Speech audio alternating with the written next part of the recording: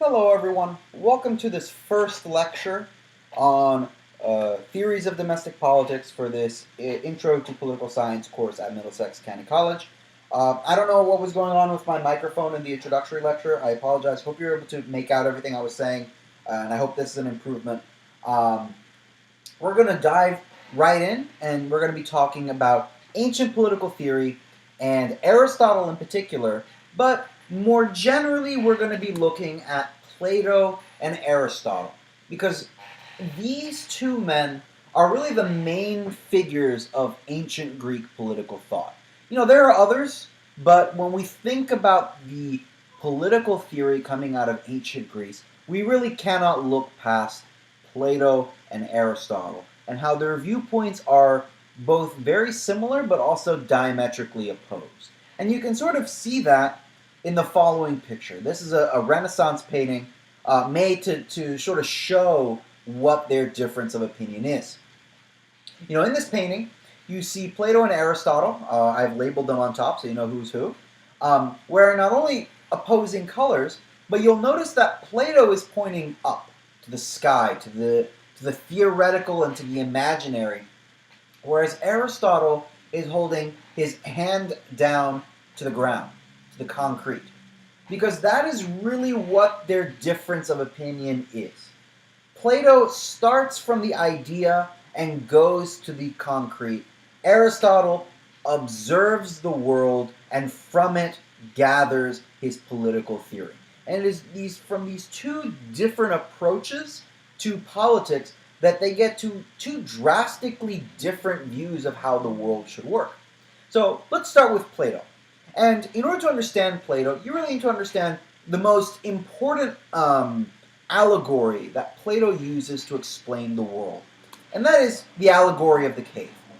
Now, in the allegory of the cave, Plato imagines that there is a cave somewhere with three people chained to a wall in which they cannot see anything but the darkness of the cave.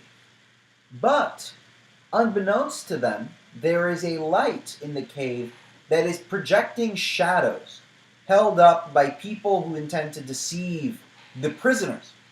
And the prisoners begin to understand that the entirety of the world is simply those shadows projected onto the wall. And that's it. That's all they can understand about what the world is. One day, however, one of the prisoners manages to break free and escape. Now, parentheses here, he's a bit of a bad person for not waiting to free all of his friends, but instead he just leaves the cave and views the world in its entirety for the first time. Now, of course, this blows his mind, but when he comes back and tries to explain to his peers what he has seen, they don't believe him. They say that he's lying to them, and they refuse to budge from the cave, even when he offers to free them. This is Plato's metaphor for who the philosopher is.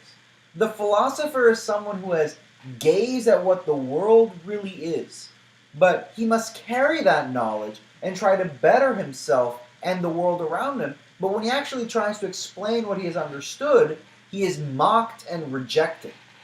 The example that I can think of to explain this is, I'm assuming most of you have seen the movie The Matrix at this point.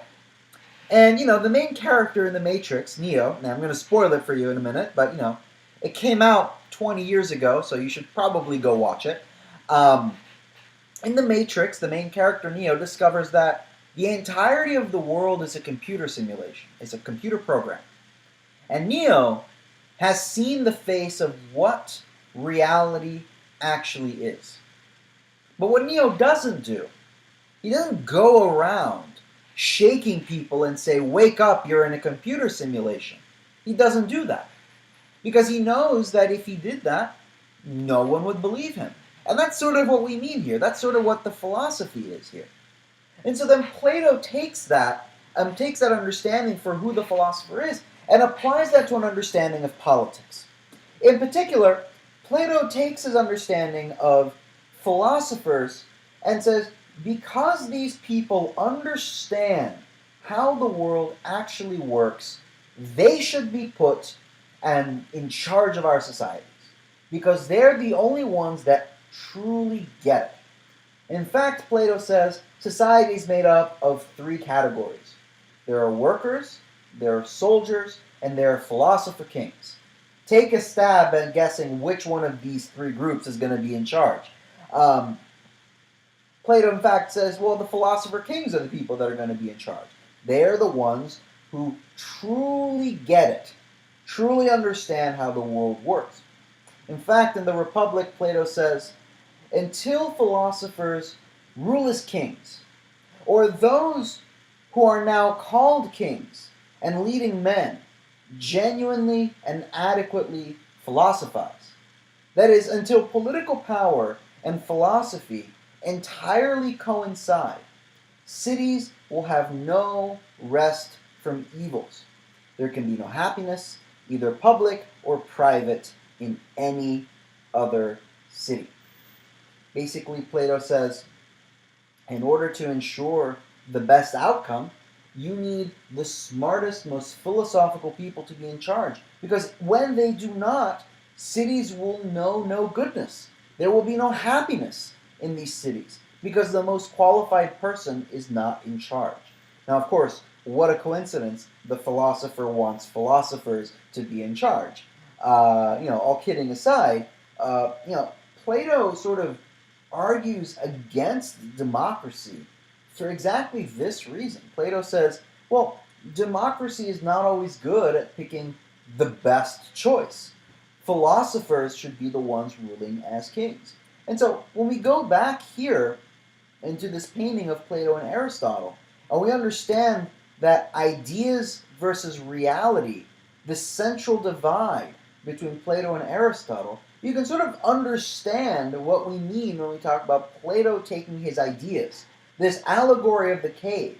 This is an allegory. There's no real cave with people chained to the wall. It's a thought device that Plato uses to explain what he means. And from the ideological, he gets to the concrete, the vision of how the world works.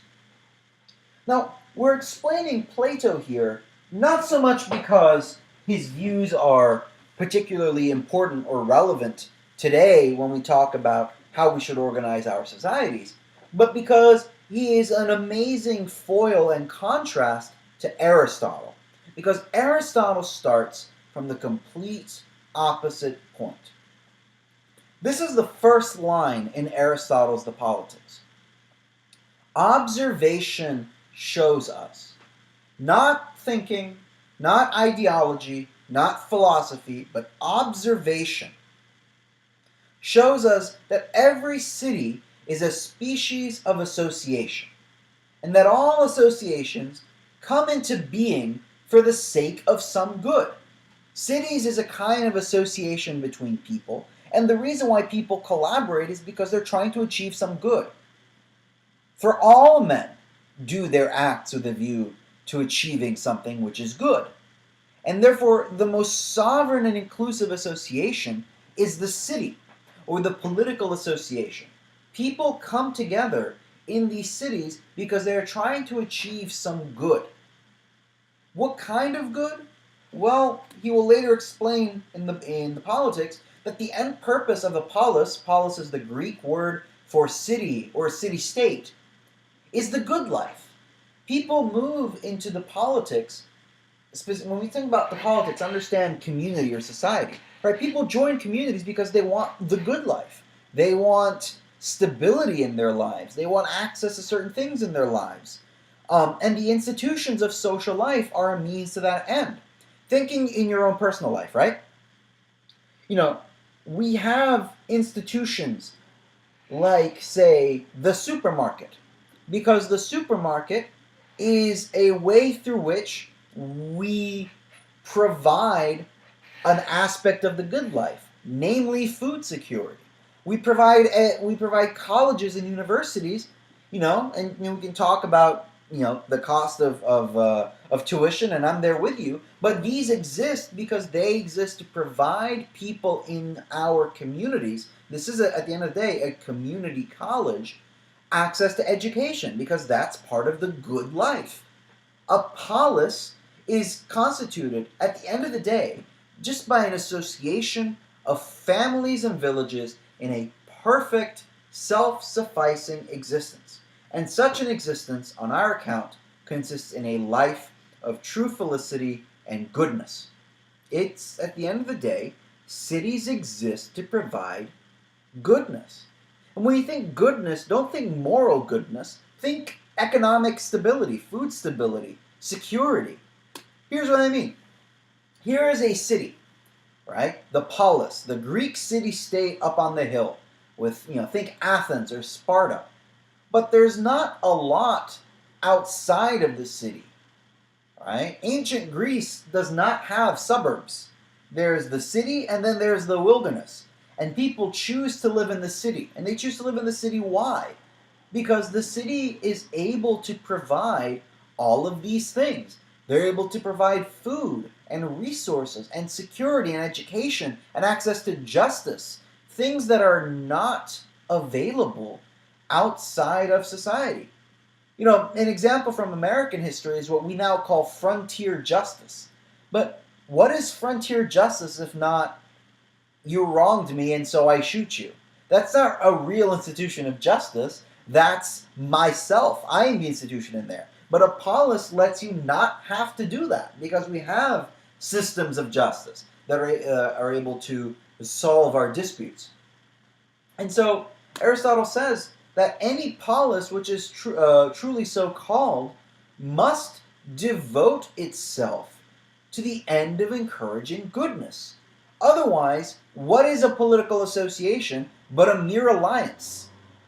Otherwise, law is just a mere covenant, a guarantor of men's rights against one another, instead of being, as it should be, a rule of life, such as will make the members of a polis good and just. And so it's important to understand that politics is not, it's not profit maximization, right? Politics does not exist in Aristotle's mind to provide you a way to maximize your profit.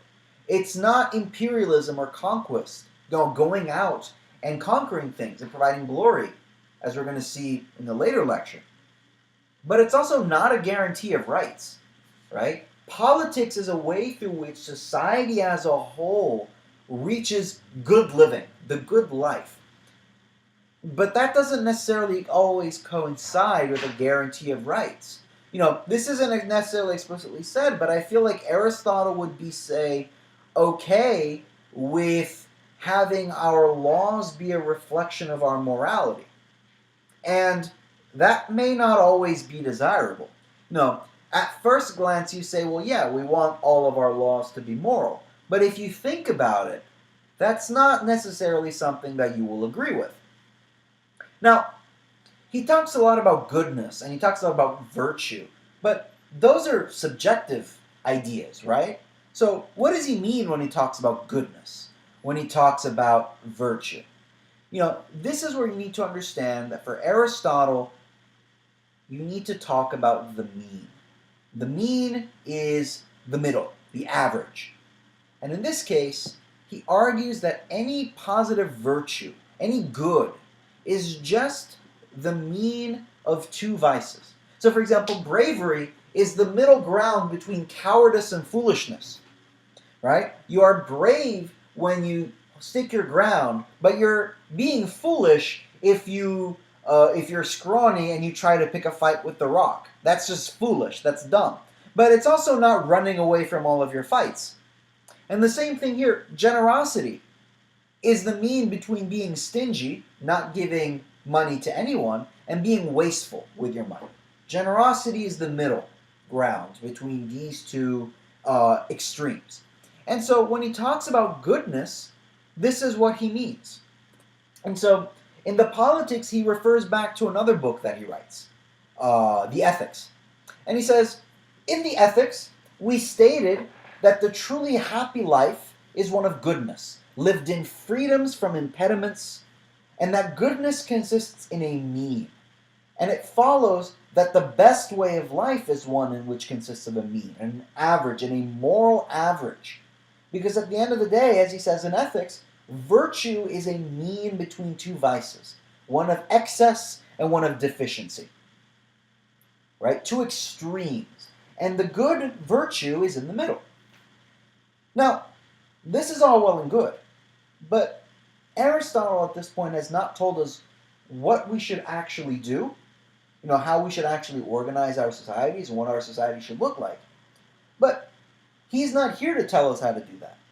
He's here to observe and from it glean some answers for how politics should work. So let's look at some of his observations. He begins to ask himself, well, what is the best constitution and the best way of life for the majority of cities and the majority of mankind? Understand what he's saying here. Aristotle is not looking for perfection. He's not looking for this idealized utopia, like the way Plato was. This idea in his mind. Instead, he observes the world around him and he says, well, what is the way of organizing society that works for most people? And in so doing, we shall not employ a standard of excellence above the reach of ordinary people, or a standard of education requiring exceptional natural endowments and equipment, or the standard of a constitution which attains an ideal level. What Aristotle is saying is that what he is proposing cannot be this perfection that no one can achieve. Otherwise, the point of the exercise is useless. Instead, he needs to employ a standard of excellence that people can actually attain in their own personal lives. And says, we shall be concerned only with the sort of life most people are able to share, and the sort of constitution which it is possible for most cities to enjoy. Not everyone, not perfect, not 100%, but most people in most cities. Now, he's talked a lot about constitutions here, and so I think it's fair to try to understand, well, what that means. And by constitution, it means more specifically an organization of offices in a city by which the method of their distribution is fixed and the sovereign authority is determined and the nature of the end to be pursued by the association and all of its members is prescribed. But this is a very technical answer, and so the more simple way to understand it is, as he says in Book 4, Chapter 2, the Constitution is simply put the way in which a city lives.